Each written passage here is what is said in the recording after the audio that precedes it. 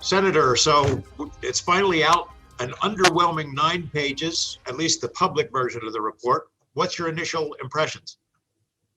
Well, the government has acknowledged that they don't know what these unidentified flying objects are.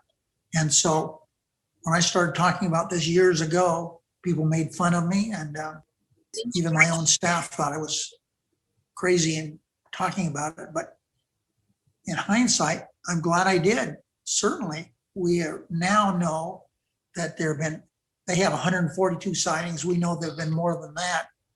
But it's something that, as far as I'm concerned, this is a preliminary report. And I mean preliminary. There needs to be a tremendous amount of government resources put into this. So we better understand it. So it's not some kind of a fringe part of what government's doing. They've got to dive into this, because we and the American people are entitled to know what the hell's going on.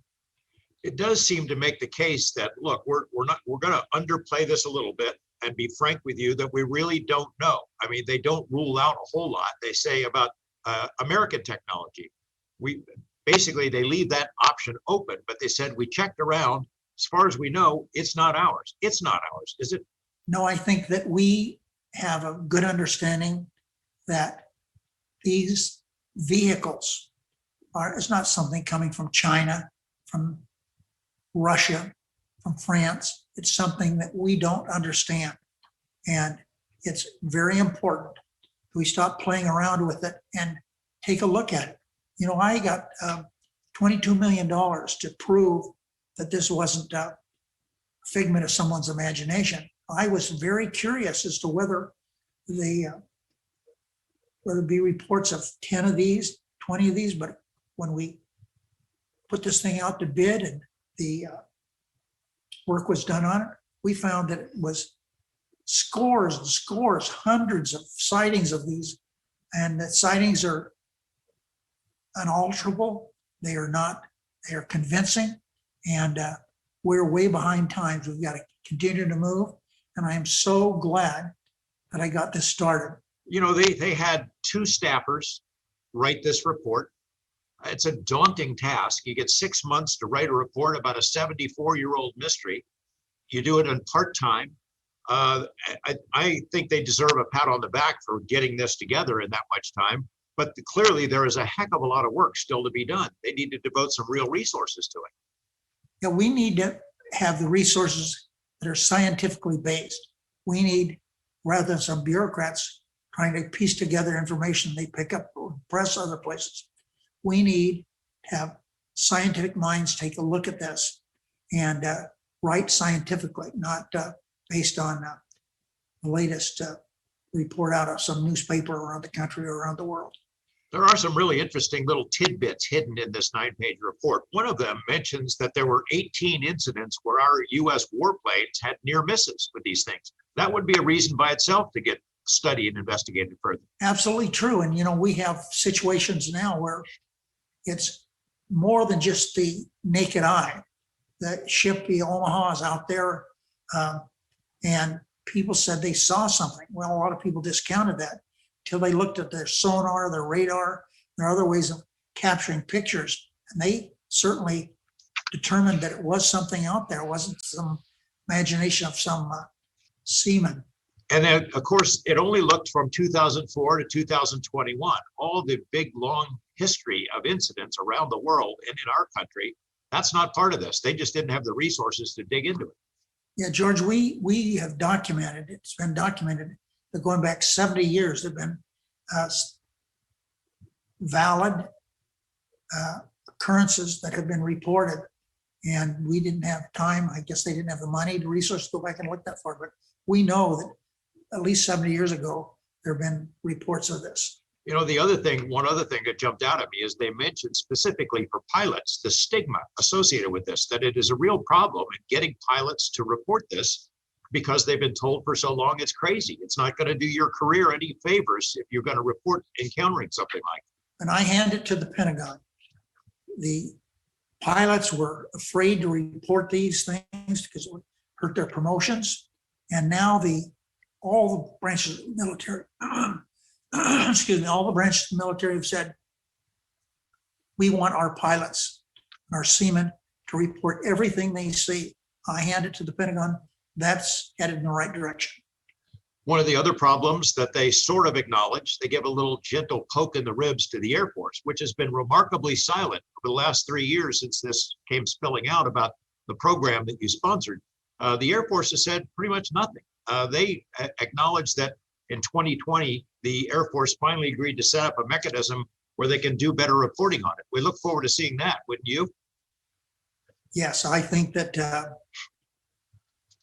the Air Force, because these things are in the air, certainly have a responsibility to not only their own military, but also to the country.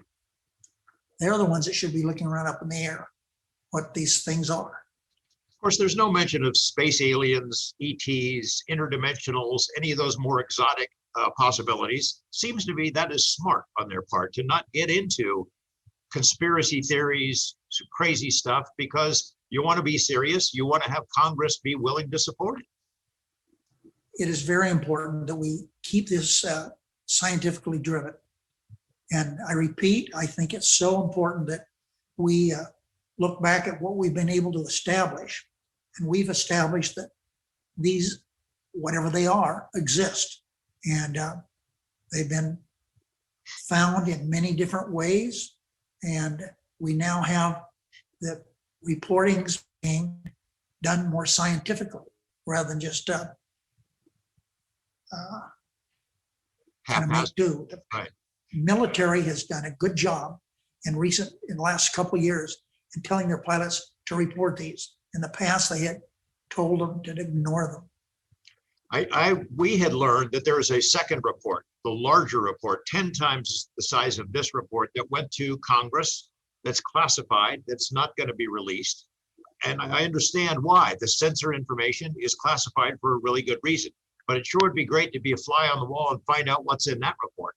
And I think that we must note and continue to note and advocate for the fact that this should be ongoing. This shouldn't be a one and only, it's over with. We need to continue working on this, and because this one cursory report is not enough. The American people are interested. This is not some figment of someone's imagination. It's something that's really going on. We have reports from virtually every place, and we need to make sure we are doing something to follow up on them. Do you have an idea about a program, what a permanent program could look like and where it belongs? If it is only in the military, there's a big segment of the population that's not going to trust them to be transparent. Where could that house? Where could it be housed? I think that NASA, National Aeronautics and Space Administration, should be heavily involved in this. It doesn't have to be from the Pentagon. I think NASA could do a good job of helping with this. Would you support the idea of some sort of a public involvement, meaning citizen organizations, something like BASS that you helped fund before? Well, citizens are going to be involved. You can't stop it. This is something that people are really interested in.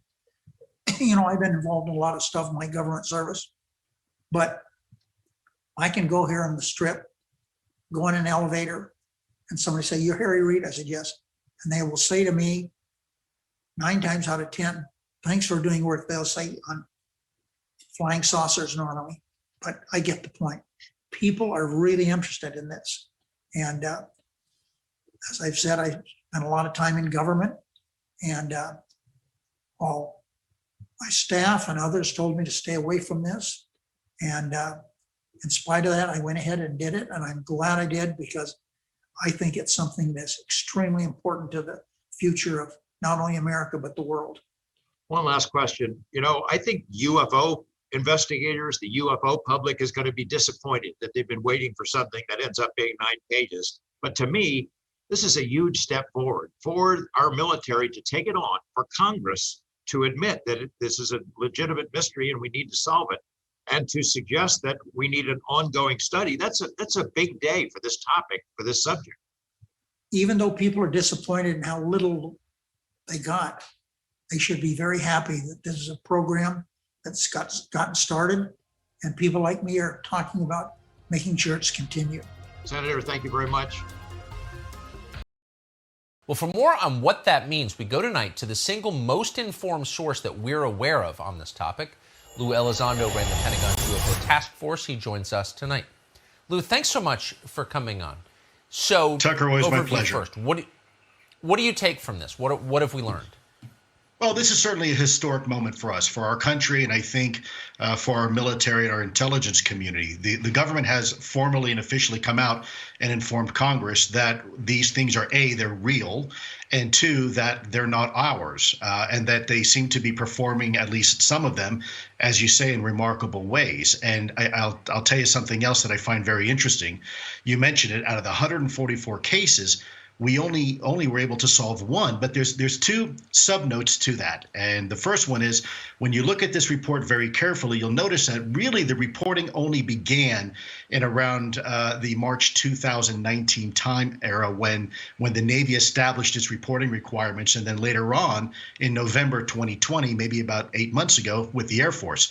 So we have 144 reports really concentrating in just the last year and a half involving only military equities. And then the report further stipulates that a large majority of reporting really goes unreported. Why? Because of stigma and taboo, which is something that you and I are both very familiar with involving this topic. So one can surmise that there's actually a lot more than just 144 incidents involving the Navy in just the last year and a half, let alone, as you say, since the late 1940s. So the report all but says what is obvious to anyone who thinks about this, which is these are not from a foreign military.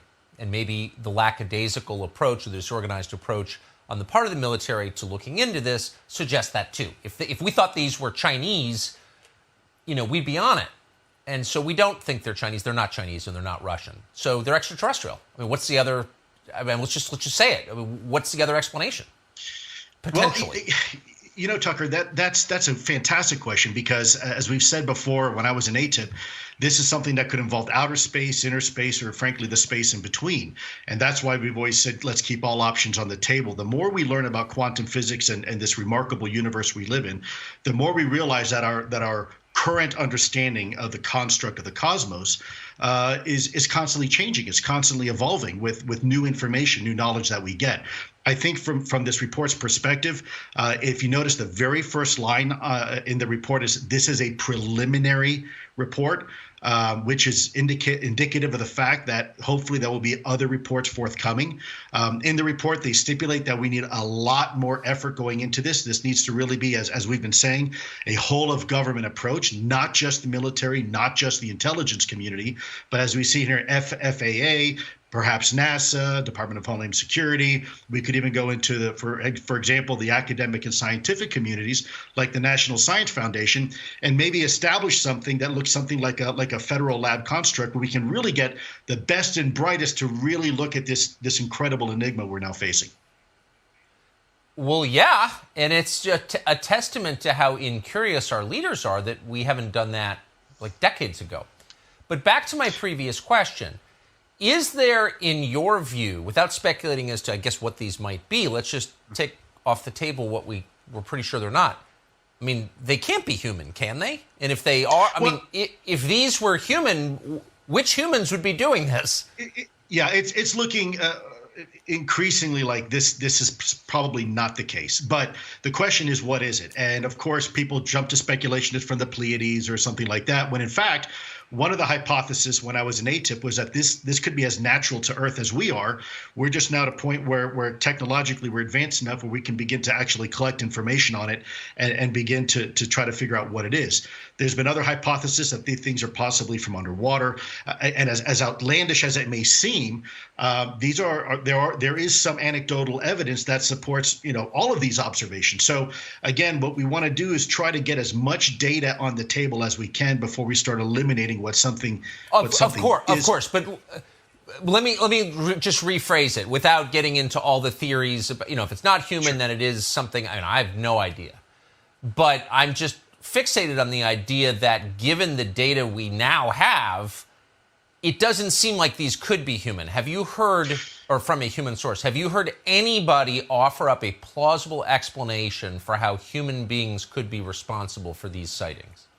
No, and I'll share with you even a little bit more insight. When I've had my private communications with some of my former colleagues and some people that are still in Washington, D.C., the conversation that these being non-human vehicles and controlled vehicles, but still intelligently controlled by something or someone, is certainly not off the table. These are conversations that are absolutely occurring. But again, because as the report stipulates, because of stigma and taboo, no one's having this conversation really publicly yet. In fact, if you read, I think it's probably towards the end of the report, they say that our airmen still don't even want to have this conversation with colleagues because they fear retribution. And that's part of the problem, having this conversation.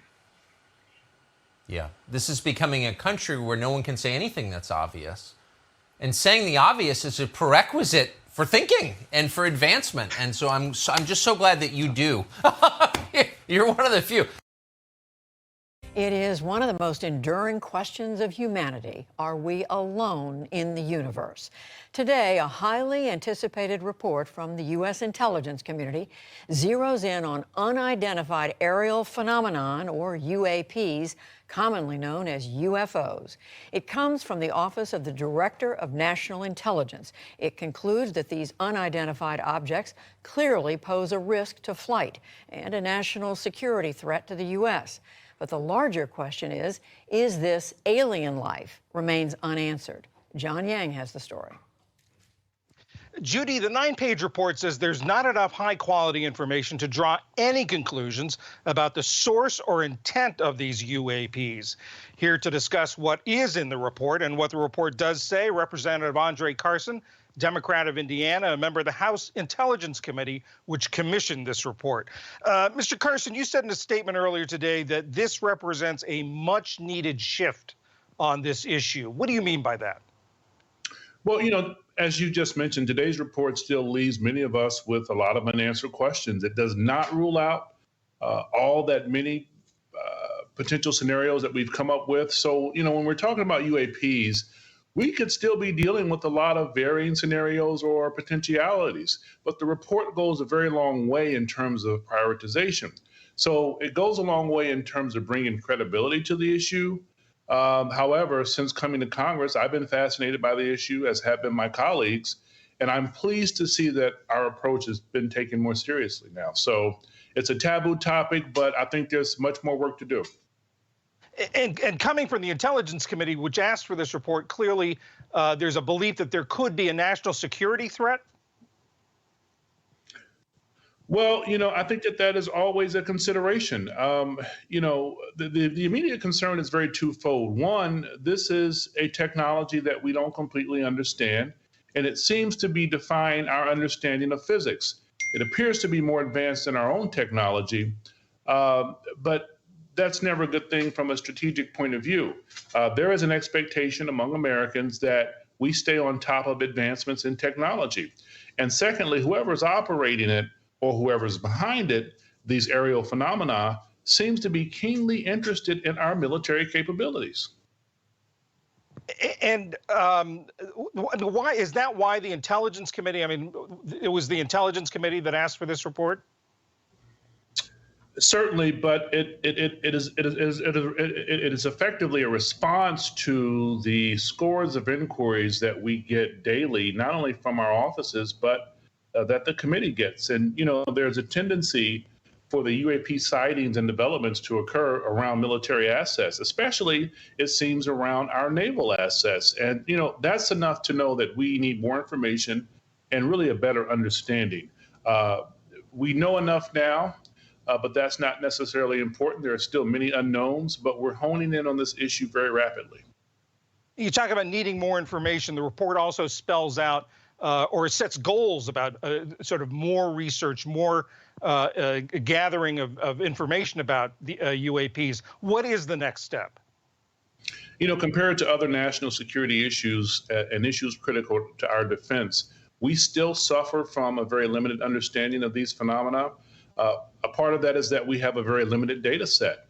There is only a number of sightings, data, and observable phenomena. Also, the quality of that information can sometimes be subpar. And so I think the next part will be breaking down the stigma that exists, especially amongst legislators, particularly amongst pilots outside of Congress. But I think the next step is to do a deeper dive. I want to hold a public hearing as well, but we're not going to get the information we really need initially until we have classified briefings. And my hope is that it's not another nation who has a strategic and technological advance, and it's not from the private sector. My hope is that we can contain this matter, and hopefully it stays within the good old United States of America.